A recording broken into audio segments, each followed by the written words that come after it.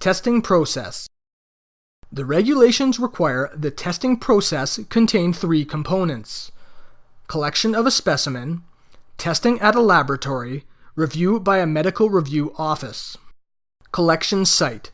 A collection site is a place designated by your carrier and is usually a physician's office, clinic, local hospital, or a commercial collection site.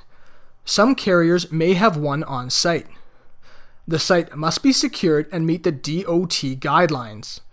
Not reporting to the collection site within the allowed time frame may result in a refusal to test. At the collection site, a person known as a collector will do the following: prompt you to remove unnecessary clothing and empty your pockets, instruct you to wash your hands, provide you with a sealed collection kit that is opened only in your presence, request you to provide a minimum 45 milliliter specimen of urine.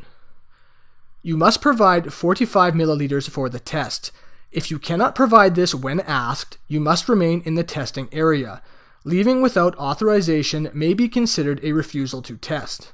You will be asked to consume up to 1 liter of fluid over a period of 3 hours. If you do not provide a sufficient specimen within 3 hours, you must obtain a medical evaluation within 5 days to determine if there is an acceptable medical reason. If no medical reason is found, it will be considered a refusal to test. Once the specimen is provided, the collector will do the following: check the sample for the presence of foreign material, unusual temperature, and color. Split the specimen into an A and B bottle in your presence. The A bottle will be tested. The B bottle is kept in the event of a positive result and you ask for a second test to be conducted. Use tamper-proof tape to seal both bottles and have you sign them. Have you complete and sign the required paperwork, then ship both the specimens and form to a certified testing laboratory.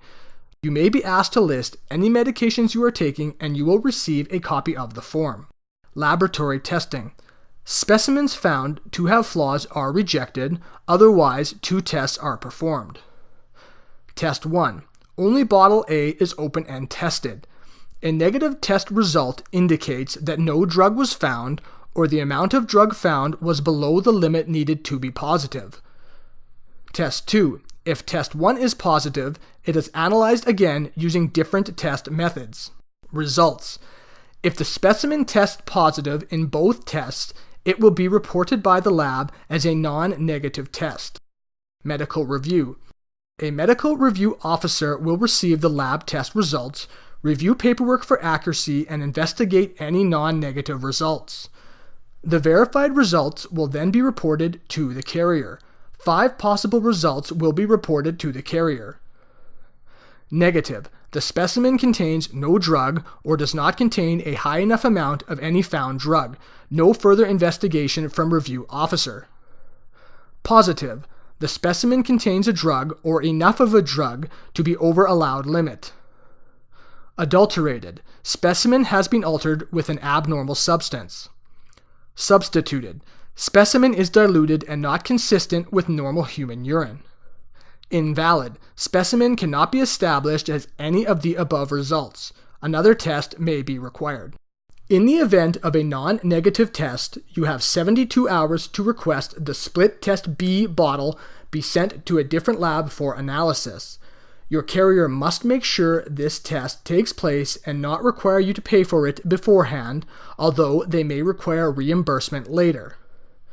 The first test result will be cancelled if second test from split specimen do not confirm positive test result.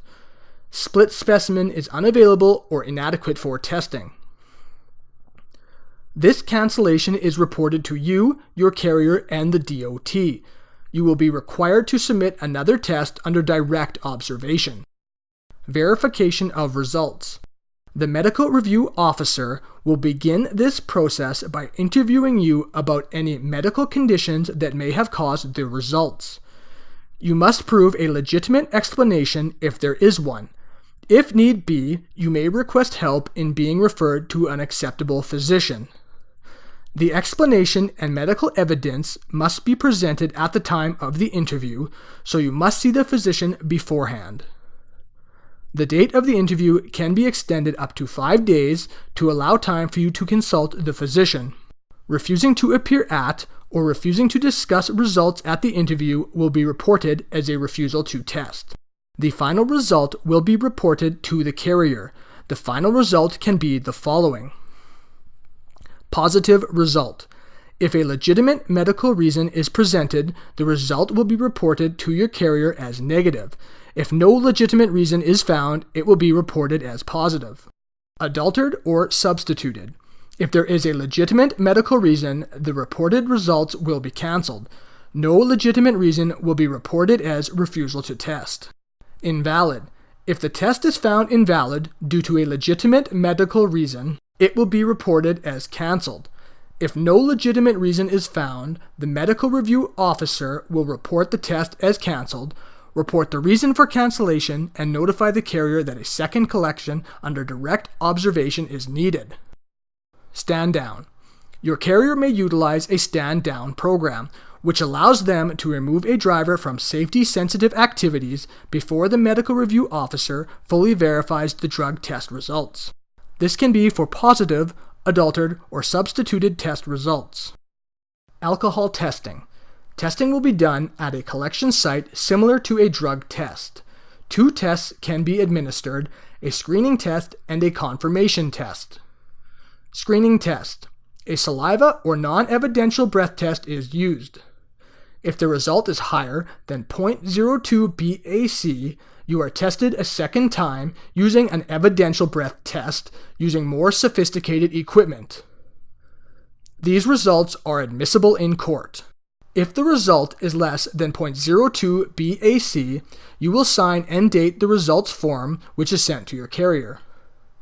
Confirmation test. If the results of the screening test are higher than 0.02 BAC, a confirmation test will be administered 15 to 30 minutes after the first test. In this time, you cannot eat, drink, smoke, burp, or put anything in your mouth. Leaving the testing area will be considered a refusal to test.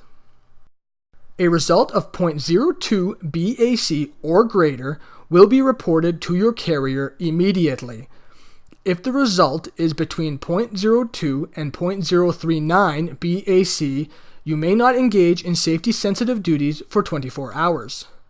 A result of 0.04 BAC will remove you from safety-sensitive activities immediately. They cannot be resumed until you have completed the return to duty process. Return to duty. After receiving a non-negative test result and being removed from safety-sensitive duties, your carrier must provide you with names, addresses, and phone numbers of substance abuse professionals. Your carrier must provide you with this information even if your employment is terminated. You will not be permitted to return to safety-sensitive duties until you have completed evaluation by a substance abuse professional, completed any prescribed education, treatment, or counseling, submitted a negative result for drugs and a test result of less than 0.02 BAC for alcohol. You will be subject to unannounced testing at least 6 times in the first 12 months of active service.